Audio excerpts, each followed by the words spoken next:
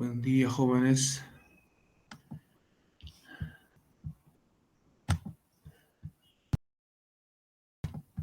Buenos días, doctor.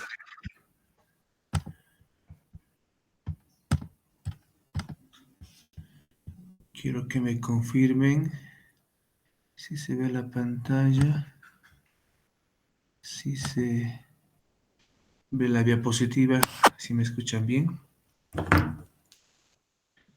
Sí, doctor, se observa la pantalla y se la escucha bien.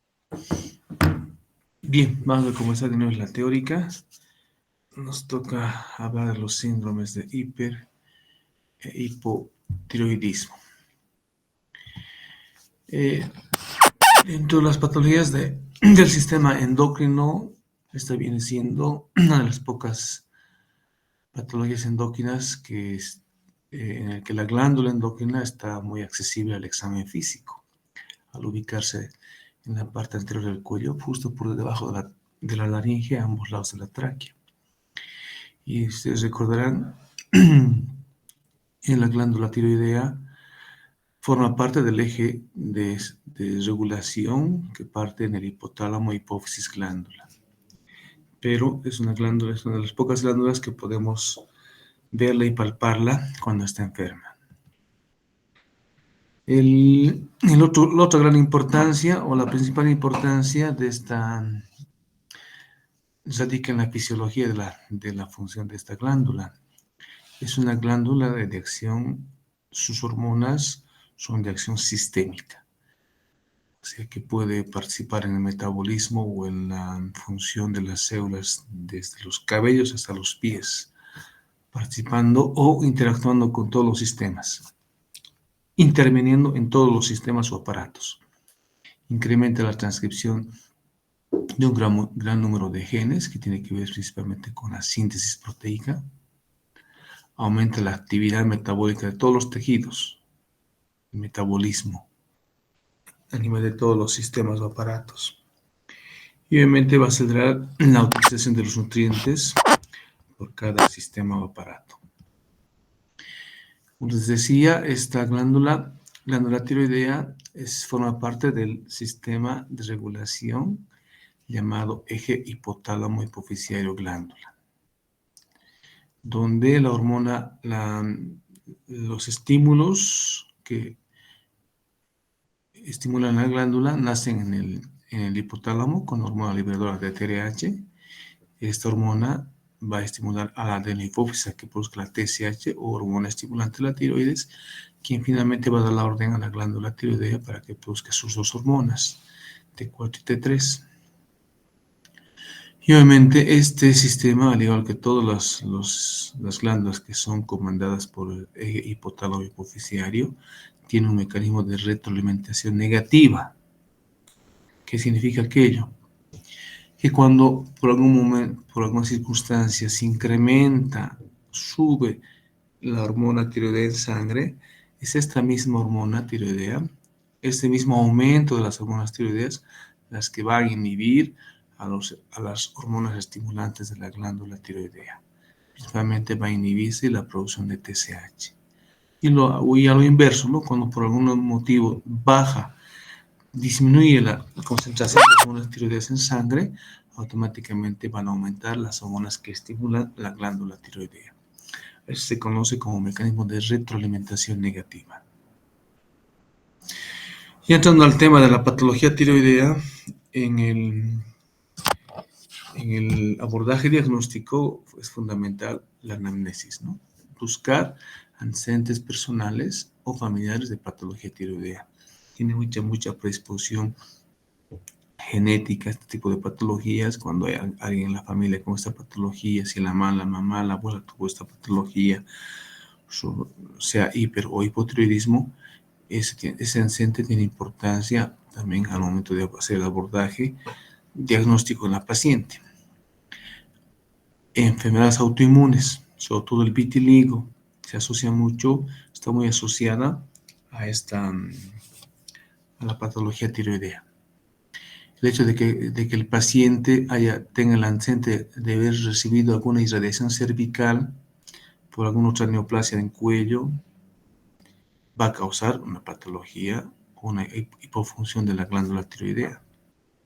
También en la mujer, que es más frecuente la patología tiroidea, sobre todo en la etapa de embarazo y en el posparto, son situaciones de mayor riesgo donde pueden haber alteraciones de la glándula tiroidea. Si bien el yodo es fundamental en la síntesis de las hormonas tiroideas, tenemos dos cuadros interesantes. Cuando una persona se expone a una excesiva cantidad de yodo, por ejemplo, cuando está por una dieta, porque en una operación o en curaciones se le curó con yodopovidona, cuando tuvo medicamentos ricos en yodo como la amiodarona o contrastes yodados, hay dos situaciones poco frecuentes, pero que tenemos que tomar en cuenta. Cuando puede haber el efecto llamado Wolff-Chaikoff, en la que esta exposición a una excesiva cantidad de yodo va a dar lugar más bien a un cuadro de hipotiroidismo transitorio por yodo. Y también puede ocurrir lo opuesto, aunque el efecto de Hop-Basedov principalmente se ve en pacientes que tienen ya algún bocio simple o algún bocio multinodular y se exponen a este excesivo de yodo y producen un hipertiroidismo transitorio por yodo. Estas dos alteraciones hay que tomar en cuenta al momento también de hacer la historia clínica o ver al paciente esta posibilidad. Ya una vez hecha la anamnesis, recabado todos los, bueno, más adelante vamos a hablar de todos los síntomas en detalle, vamos a pasar al examen físico. El examen físico del cuello, de la glándula tiroides, se lo hace normalmente. El paciente se sienta y uno por la parte posterior aborda con los dedos, dos dedos de cada mano, el índice y el medio, a veces el dedo gordo más, pero principalmente con esos dos dedos de cada mano se va palpando. Comenzamos primero con inspección. Vemos en el cuello en posición normal, por ejemplo, hay que buscar si hay cicatrices. En este caso, vean esa paciente, una cicatriz transversal en el cuello, que habitualmente es propio del abordaje de la glándula tiroides. Obviamente preguntamos sobre el antecedente de tiroidectomía o cirugía de tiroides. En la palpación vemos también en la inspección, si no hay bocio, luego hacemos la palpación de ambos lóbulos, le pedimos que deglute, de esa manera va a permitir el ascenso y descenso de los lóbulos tiroideos y vamos a poder palpar la textura, la consistencia y si hay o no hay dolor. Y obviamente también la auscultación, puede haber soplos cuando la glándula, como es una glándula perfundida por una arteria muy importante, la tiroidea superior. Cuando hay patología tiroidea va a haber un hiperflujo y puede dar lugar a la presencia de soplos, sobre todo cuando hay hipervascularización por alguna enfermedad tiroidea. Como les decía, en la inspección buscamos si hay cicatrices de una probable cirugía tiroidea. Vamos a ver a la inspección, al examen físico, a la inspección si hay bocio. Y cuando palpamos tenemos que ver la textura, porque vean como solamente con la textura podemos sospechar de qué patología tiene el paciente. Una glándula tiroidea blanda habitualmente se asocia al bocio simple. Y también se puede palpar de esa manera, esa textura, pero es un bocio más difuso en la enfermedad de Graves. Ya encontramos una palpación de una glándula semidura cuando hay un nódulo tiroideo o también cuando hay tiroiditis, pero una tiroiditis por definición hay inflamación y hay dolor. Y puede estar muy dura cuando hay tumores, con calcificaciones y si palpamos como una cosa pétrea, como una cosa endurada, fija, dura, habitualmente eso vamos a encontrar en un cáncer de tiroides. Y como les decía, la auscultación se ve principalmente este tema, la presencia del soplo, también llamado trill, en la enfermedad de Graves-Basedov, que es una de las causas más frecuentes de hipertiroidismo. Y finalmente, una vez hecho la anamnesis, hecho el examen físico, debemos pedir las pruebas de función tiroidea. Obviamente, por definición, para que ustedes no se confundan, vamos a tener, cuando hay hipertiroidismo, vamos a tener un aumento de las hormonas tiroideas. Y cuando hay hipo, tiene que haber una disminución o un déficit de hormonas tiroideas. Y y ustedes saben, como acabamos de hablar, como esta glándula forma parte del eje hipotálamo hipoficiario y el mecanismo de regulación de la retroalimentación siempre va a haber lo opuesto, ¿no? Cuando hay hipertiroidismo, cuando hay aumento de las hormonas tiroideas, tiene que haber un descenso importante de la TSH. Y obviamente en el hipo, cuando al revés, cuando las hormonas tiroideas están muy bajas, va a haber un aumento de la TSH. Y otros estudios que podemos pedir, sobre todo los anticuerpos antitiroideos, antiperoxidasa y antitiroglobulina, son dos marcadores presentes en tiroiditis autoinmunes. Y finalmente, el anticuerpo antirreceptor de la TSH, es un anticuerpo contra el receptor de la TSH en la glándula tiroidea, está presente en la principal causa de hipertiroidismo, como es la enfermedad de Graves-Basedow. El bocio. El bocio se puede clasificar según su morfología en un bocio difuso o simple. Cuando hablamos de bocio simple, cuando no hay manifestaciones funcionales de la tiroides, y cuando hay compromisos locales a nivel del cuello. Y tenemos otros tipos de bocio llamado uni o multilobular, cuando afecta uno o muchos lóbulos tiroideos. Y la segunda clasificación tiene que ver según su función tiroidea, según la función tiroidea. Entonces, desde ese punto de vista, tenemos bocios eutiroideos, donde la función tiroidea está normal. Pero también vamos a tener bocios hipertiroideos, cuando hay una excesiva producción de hormona tiroidea, o bocios hipotiroideos, cuando más bien hay una deficiencia en la producción de hormona tiroidea. Y eso además nos permite hacer otra clasificación. ¿Es un bocio tóxico, si hay mucha producción tiroidea, o es un bocio no tóxico, donde la producción es normal o más bien es deficitaria? Hay deficiencia de hormonas tiroideas. Entonces eso definimos como bocio no tóxico. Tóxico cuando hay una excesiva producción de hormona tiroidea, que básicamente también es la clasificación que también se la puede, como les dije, clasificar según la función de la glándula tiroidea en hiper, hipotiroidea y eutiroidea, como la función de la glándula es normal.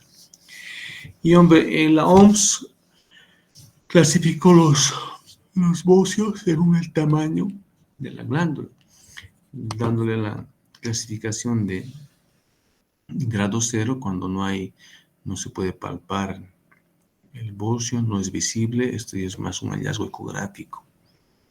Entonces, al examen físico, bocio grado 0, no hay bocio, ni se palpa ni se ve, obviamente menos se va a ver. El bocio grado 1, más bien la tiroides, no se la ve con el cuello en posición normal, pero se palpa ese aumento de tamaño de la glándula tiroides, es palpable. Y en el grado 2 es cuando ya se puede ver el bocio con el cuello en posición normal. Otras maniobras que podemos evaluar en relación al bocio, por ejemplo, tenemos el signo de Pemberton. Acá este signo es independientemente de si es un bocio tóxico o no tóxico, ¿no? Acá tiene que ver básicamente que si es un bocio, si el bocio creció hacia el tórax, de lo que llamamos bocio intratorácico, y eso puede comprometer vasos importantes en el cuello y causar este signo. Cuando el paciente tiene un bocio intratorácico y le pedimos que levante las manos, va a obstaculizar el drenaje normal, el retorno venoso, y eso va a causar una plétora facial, una congestión en la cara, como se ve en la diapositiva, incluso esta disnea. Los pacientes, esta maniobra es solamente para diferenciar, para detectar semiológicamente si hay un bocio intratorácico. No tiene nada que ver con que es hiper o hipotiroideo. Acá simplemente es bocio intratorácico, signo de Pemberton. Ya, entrando ya al tema de hipertiroidismo. Acá hay tenemos que saber diferenciar. ¿Hipertiroidismo es sinónimo, es lo mismo que tirotoxicosis? No. Cuando nosotros hablamos de tirotoxicosis, nos referimos a todas las manifestaciones sistémicas provocadas por la exposición de los tejidos a una excesiva circulación de hormonas tiroideas. Estas pueden deberse a un problema en la glándula tiroidea, a un problema endógeno, porque la glándula está enferma y produce muchas hormonas, o pueden deberse a un problema de exposición de hormonas tiroideas exógenas, que el paciente tome por algún motivo, que tenga un tumor productor de hormonas tiroideas. Entonces, tirotoxicosis es la definición a todas las patologías que van a dar lugar a un aumento de las hormonas tiroideas y van a dar ese síndrome característico de la hiperfunción o la toxicidad de las hormonas tiroideas en todos los aparatos o sistemas. Y cuando hablamos de hipertiroidismo, nos referimos a que que el problema está en la glándula tiroidea y se está produciendo hay una excesiva producción de hormonas tiroideas. Está clara la definición, ¿no?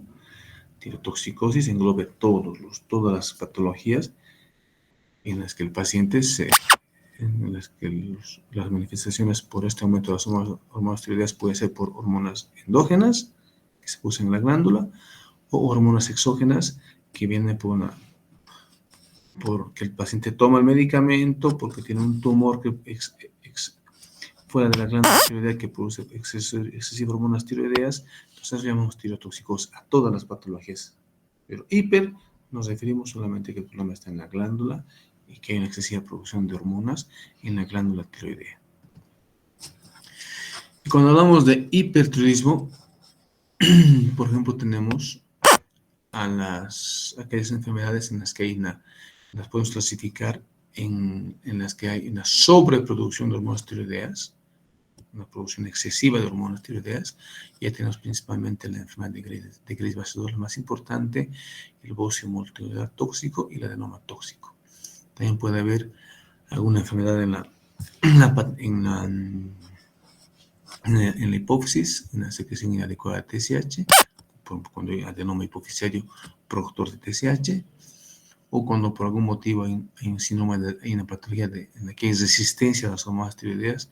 Entonces, esto da lugar a que hay una producción inadecuada de TSH, o algunas otras situaciones, como les decía, exógenas de producción de hormonas, en este caso, como el coriocarcinoma o la mole tiforme, que pueden producir hormonas que estimulan la producción de hormonas tiroideas. Sería una fuente exógena de hiperproducción. Ahora tenemos en otro segundo grupo de patologías las que producen hipertiroidismo por destrucción de la misma glándula tiroidea. Esto podemos ver en la fase aguda de la tiroiditis crónica, en la tiroiditis subaguda, en la tiroiditis silente, tiroiditis postparto. Todas las enfermedades que inflaman la glándula tiroidea pueden causar una destrucción y una liberación de las hormonas tiroideas. Otras causas de hipertiroidismo, aunque aquí estaría mal el término, otras causas de tirotoxicosis, vean cómo hasta la diapositiva puede tener algunos errores, pero ya más abajo tenemos la tirotoxicosis facticia. La tirotoxicosis facticia se refiere a que el paciente toma por algún motivo hormonas tiroideas. Muchas veces muchas mujeres lo toman para bajar de peso, toman una gran cantidad de hormonas tiroideas y llega un momento en que produce una toxicidad por esta excesiva exposición a hormona tiroidea, y eso llamamos tirotoxicosis facticia. Otra sería el hipertiroidismo iatrogénico, aunque aquí el término más correcto sería una tirotoxicosis iatrogénica. Otro sería el hipertiroidismo por yodo, y otro sería, por ejemplo, terapias que estimulan la producción de hormona tiroidea. Entonces, como verán, la clasificación es amplia, hay varias causas que hay que abordar en el momento del diagnóstico. Pero lo más interesante o lo más destacable en esta enfermedad es la gran cantidad de manifestaciones que el paciente puede tener. Al ser una hormona tiroidea, una hormona sistémica, al actuar en todos los aparatos sistemas, las manifestaciones son múltiples. Por ejemplo, en el sistema nervioso central es muy típico el nerviosismo. El paciente es un paciente con nerviosismo, es un paciente hiperkinético, es un paciente que, si uno revisa los reflejos musculotendinosos, tiene hiperreflexia, y si uno le permite al paciente, le pide al paciente que extienda las manos, o a veces ponemos una hoja de papel entre los dedos, o sobre las manos, vamos a ver claramente cómo tiene un temblor fino. Es un paciente que está nervioso, un paciente que está inquieto. Y típicamente una de las manifestaciones más importantes debido a que hay un aumento del metabolismo generalizado, son pacientes que tienen intolerancia al calor, son pacientes que tienen sensación de sofoco, de calor, son pacientes que tienen sudoración, sienten calor, no toleran el calor, prefieren estar en el frío por este hipermetabolismo. Y una manifestación presente a nivel ocular es la exoftalmia, pero antes que cuando yo comienzo a ver la exoftalmia, puede ver el signo de Griffith, en el que el paciente, como ven en la primera diapositiva, de los ojos, cuando le permitimos al paciente que mire hacia abajo, nuevamente el párpado sigue la mirada, y con el signo de Griffith es cuando se puede ver la esclera blanquecina, no cubre el párpado, la esclera se ve blanca, y con el paciente que mira hacia abajo se expone claramente la esclerótica blanca, no como el otro ojo que normalmente sigue la mirada del párpado y no se ve la esclerótica. Ese signo de Griffith es la parte cuando ya está comenzando a ver exoftalmia. A nivel cardiovascular, importantísimo, siempre se aumenta. Lo típico es que aumente la frecuencia cardíaca, haya taquicardia, haya aumento de las pulsaciones por minuto. Pero algo bien interesante es que hay un aumento de la presión de pulso, porque cae la resistencia vascular periférica y aumenta el gasto cardíaco. Estas dos alteraciones de caída de la resistencia vascular periférica sistémica y aumento del gasto cardíaco provoca un aumento de la presión diferencial o la presión de pulso. Normalmente una presión es 120/80, sistólica y diastólica.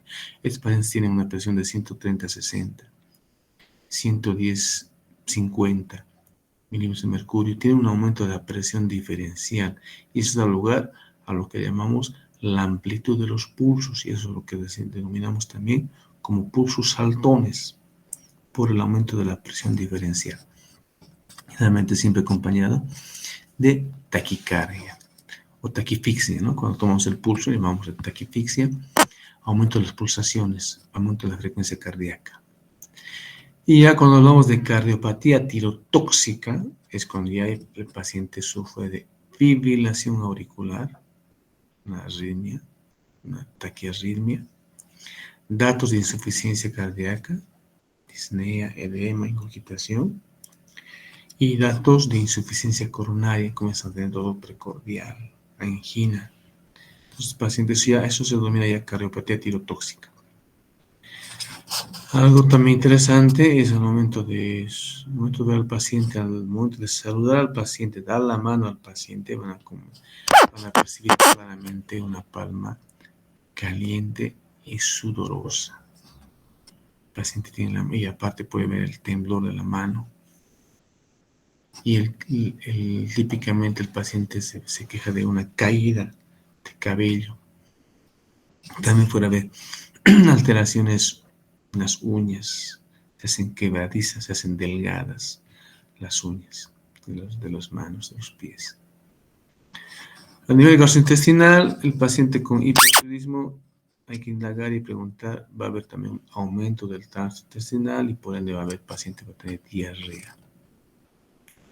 A nivel óseo puede haber un tema de osteoporosis. A nivel de las gónadas, sobre todo las mujeres, tienen problemas de infertilidad, problemas de trastornos menstruales como oligomenorrea y por ende problemas de fertilidad. Y a nivel hematopoyético, típicamente el hipertiroidismo puede cursar con anemia normocítica normocrómica. Tienen anemia los pacientes. Esta diapositiva resume todas, los operaremos jóvenes, ya estamos 7 de la mañana. Esta diapositiva resume un poco y algunas cosas nuevas. Decíamos, esto es para que ustedes se den cuenta cómo esta patología o las patologías de la glándula tiroidea son sistémicas, causan muchos síntomas y el diagnóstico debe ser siempre clínico y después recién confirmar por laboratorio. Uno no puede dejar pasar tipo de pacientes, sobre todo cuando vienen sintomáticos, porque hay tantos síntomas que no puede pasar por alto. Y además todos se complementan, toda esa conjunción de síntomas se deben a esa acción sistémica, a esa exposición excesiva a la hormona tiroidea, a todos los aparatos o sistemas. En esta diapositiva, en la parte inferior, no sé si se ve, hay una balanza y típicamente el paciente con hipertiroidismo viene otra manifestación sistémica fundamental en la pérdida de peso, enflaquecimiento sin causa aparente. El paciente comienza a perder peso. Y lo que ya está en la diapositiva ya hemos hablado básicamente todo. Esta es una tabla que se lo hizo para buscar llamado índice de Wine.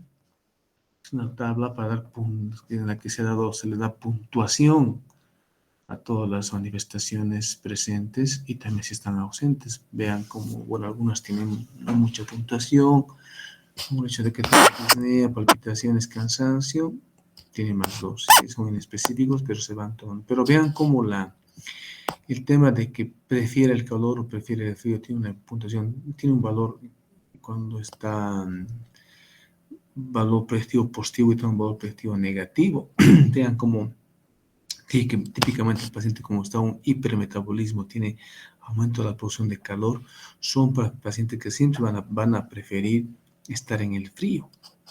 Y vean cómo le da una puntuación de más 5. Y cómo el hecho de que el paciente nos diga que no, me da igual, estoy tranquilo en el calor o prefiero el calor, da una puntuación completamente negativa. Digo, una puntuación de que el diagnóstico de hipertiroidismo sea poco probable, le resta 5 puntos. La sudoración excesiva también tiene una puntuación importante. El apetito, ¿no? Como los pacientes empiezan, a pesar de que empiezan a enflaquecer, son pacientes que tienen un aumento del catabolismo, tienen apetito aumentado, comienzan a comer. Y si el apetito está disminuido, como tiene una puntuación negativa. El peso también, ¿no? El cambio de peso, el aumentar o bajar de peso, tiene una fundamental importancia al momento de hacer el diagnóstico. Siempre estos pacientes van a bajar de peso, vienen por pérdida de peso. La tiroides palpable también tiene puntuación, si está presente y si está ausente también es negativo. Los soplos tiroideos, la exoftalmia, las manos calientes, y la frecuencia cardíaca siempre tiene taquicardia, peor aún si hay fibrilación auricular. Eso apoya mucho la puntuación en el diagnóstico de hipertiroidismo.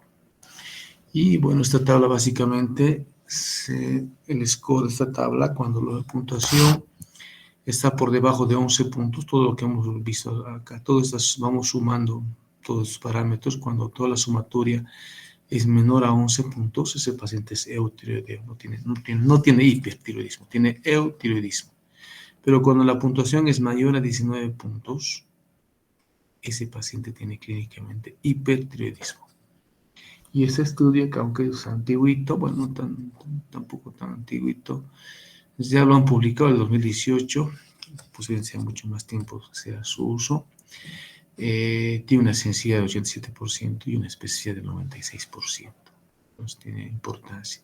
Pero acá básicamente lo que ustedes tienen que sacar en esta patología, más aún hablando en la cátedra de semiología, el diagnóstico es semiológico. Es en base a la anamnesis y el examen físico. Y después recién hacemos los exámenes complementarios. ¿Y qué exámenes pedimos? Siempre vamos a pedir TSH y T4 libre. Vean, cuando hay un tirotoxicosis, es ya todos los pacientes en los que tienen todas las causas en las que hay hipertiroidismo, ¿no? Siempre cuando hay un problema de hipertiroidismo o tirotoxicosis, va a haber siempre un aumento de la hormona tiroidea. Tiene que ver T4 alta. Y por mecanismo de retroalimentación, la TSH siempre va a estar baja. Eso es lo que vamos a ver siempre en los pacientes con hipertiroidismo primario, cuando el problema está en la glándula tiroidea. TSH baja con T4 alta. Pero vean también cómo puede haber otras alteraciones. Si nosotros tenemos T4 alta y también tenemos TSH normal o alta, es probable que estamos frente a un paciente con una secreción inadecuada de TSH. Puede tener un problema de un tumor de la adenohipófisis que produce TSH y eso llamaríamos a un hipertiroidismo secundario, a un problema central, a un adenoma de hipófisis.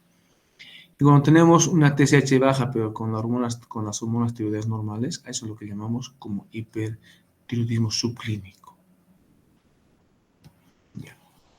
El tratamiento, resumido, hay 3 alternativas. Tenemos fármacos antitiroideos, como el metamizol, el propiltiroxilo.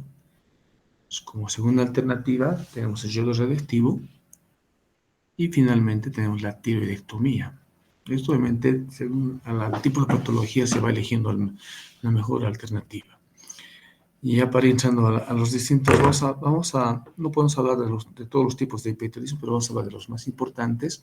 Hoy día solamente va a dar la clase para poder hablar de la enfermedad de Graves-Basedow. Esta es mucho más frecuente en la mujer. Es un tipo de tirotoxicosis en la que hay un bocio difuso. Es de base autoinmune, es un hipertiroidismo por un problema de enfermedad autoinmune en la que hay una producción patológica de anticuerpos contra el receptor de las hormonas, contra el receptor de la TSH, y ese anticuerpo contra el receptor de la TSH en la glándula tiroidea lo que hace es estimular la hiperplasia y la producción de la glándula tiroidea. La típica, la tríada diagnóstica, incluso la tetrada diagnóstica, si queremos verlo así, es que haya todo ese conjunto de manifestaciones de hipertiroidismo asociado a un bocio difuso, a la oftalmopatía de Graves o la exoftalmia y la presencia de mixedema pretibial, si bien es menos frecuente, también se menciona dentro de esa tríada diagnóstica. Todo lo que vamos a encontrar es un bocio difuso. A la palpación vamos a ver un aumento de ambos lóbulos tiroideos, una glándula hiperperfundida, y si hacemos la gamografía vamos a ver cómo de forma difusa hay una captación aumentada en la gamografía. Se ve así la glándula. Y como les decía, en el diagnóstico de este tipo de pacientes es típica el bocio difuso asociado a hipertiroidismo, en distintos grados, ¿no? Primero comienza con signo de Griffith, en el que no se retrae el párpado, se ve el blanco de la esclerótica, pero a medida que la patología va, el exoftalmia se debe como consecuencia del problema autoinmune, hay una acumulación de grasa retroorbitaria que va protrudiendo los ojos y dando lugar a distintos grados de exoftalmia, hasta la pérdida completa de la visión. El mixedema pretibial es un pseudoedema porque no hay el signo de la fobia, porque hay una acumulación de glucosaminglucanos como consecuencia del hipertiroidismo. Se ve las piernas como tumefactas, como si estuvieran hinchadas, pero uno trata de buscar el signo de la fobia y este no está presente. Otro signo en el en general, no solamente en la enfermedad de Graves-Basedow, sino en general en todos los pacientes que tienen hipertiroidismo, es el signo de Plummer, en el que este compromiso sistémico muscular causa una importante debilidad muscular y se le pide al paciente que se levante de la cama sin apoyar las manos, sin apoyarse en las manos o en los brazos, y es imposible que el paciente pueda levantarse por la debilidad muscular que tiene a nivel generalizado. Ese es el signo de Plummer. El diagnóstico, confirmamos, de la enfermedad de Graves-Basedow, luego de encontrar todos esos signos y síntomas, ¿no? Bocio difuso, exoptalmia, mixedema vertebral y todas las manifestaciones sistémicas del hipertiroidismo. Vamos a tener típicamente un aumento de las hormonas tiroideas más una disminución marcada de la TSH. A esto le sumamos el cuadro clínico y finalmente confirmamos que hay un bocio difuso en la glándula tiroidea. Esto lo podemos ver con una gamografía tiroidea, pero también lo podemos ver solamente con una ecografía de la glándula tiroidea. Se ve el bocio difuso y le va a poner el apellido porque dijimos que esta enfermedad es de etiología autoinmune donde debe haber anticuerpos. Entonces vamos a hacer una determinación de los anticuerpos contra el receptor de la TSH y esos van a estar elevados. Entonces, todo esto ya es el diagnóstico confirmado de enfermedad de Graves-Basedow, que es la causa más frecuente de hipertiroidismo. Y en este tipo de pacientes, el tratamiento de elección es los fármacos antitiroideos. Es de elección este tipo de tratamientos. También es de elección en pacientes con edad avanzada y muchas comorbilidades que es mucho riesgo someterse a una cirugía o exponerse a yodo radioactivo. Y la medicación hay dos alternativas, o le damos propentilacilo, puede ir la dosis entre 300 a 600 miligramos día, generalmente se dan 100 cada 6, 200 cada 6 horas, 4 veces al día. O la otra alternativa es darle metimazol, que es mucho menos tóxico, con mucho menos efectos adversos. Se va a una dosis de 30 a 60 miligramos día y de una vez que se controla el hipertiroidismo se puede bajar la dosis, dejar una dosis de mantenimiento de 5 a 10 o hasta 20 miligramos día según la respuesta. El tratamiento habitualmente se hace durante 12 a 18 meses, luego se hace un control periódicamente de las hormonas tiroideas. Otra alternativa sería yodo radioactivo, yodo 131. En esto está en pacientes que están contraindicados a las cirugías, es una alternativa. O pacientes que fueron operados o que ya sufrieron irradiación del cuello, también es otra alternativa. Hay que tomar en cuenta, también es una alternativa cuando tenemos alguna contraindicación para el uso de fármacos antitiroideos. La dosis puede ser de 5 hasta 15 milimilcuris. Y obviamente este tipo de tratamientos va a provocar en el 80 a 90% de los casos, van a pasar de un hiper, va a pasar a un hipotiroidismo. Y obviamente la contraindicación absoluta para dar este tratamiento es si está embarazada o está en periodo de lactancia, no se puede dar en mujeres embarazadas. La cirugía es una alternativa, pero tiene sus indicaciones. Cuando hay un bocio que causa síntomas compresivos, han visto el signo de Pemberton, un bocio intratorácico, un bocio que comprime en el cuello, debe operarse. O bocios de gran tamaño, o cuando la captación es baja de yodo, no podemos darle yodo radioactivo porque la captación de yodo es baja.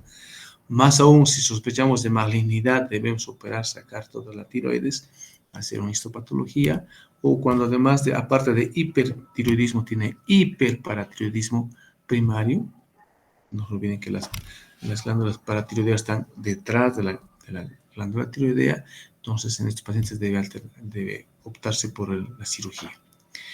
El procedimiento de elección es que se haga una tiroidectomía total o subtotal, ya eso va a depender mucho del paciente, y se recomienda que el paciente, aparte de que no puede entrar un paciente a cirugía hipertiroideo, sino debe estar medicado con los fármacos antitiroideos. Aparte de la medicación antitiroidea, se da yoduro potásico para prevenir la tormenta tiroidea, porque en el momento de manipular, sacar la glándula tiroidea, podemos causar una gran liberación de hormonas tiroideas y provocar una tormenta tiroidea. Y esto se hace con Lugol de 0,25 a 0,35 ml de Lugol 3 veces al día por 10 días previos a la cirugía, para evitar la tormenta tiroidea. Bien, muchachos, por temas de tiempo y trabajo, vamos a suspender Acá vamos a dar acá en Bocio multinodular, ya falta poquito para acabar hipertiroidismo.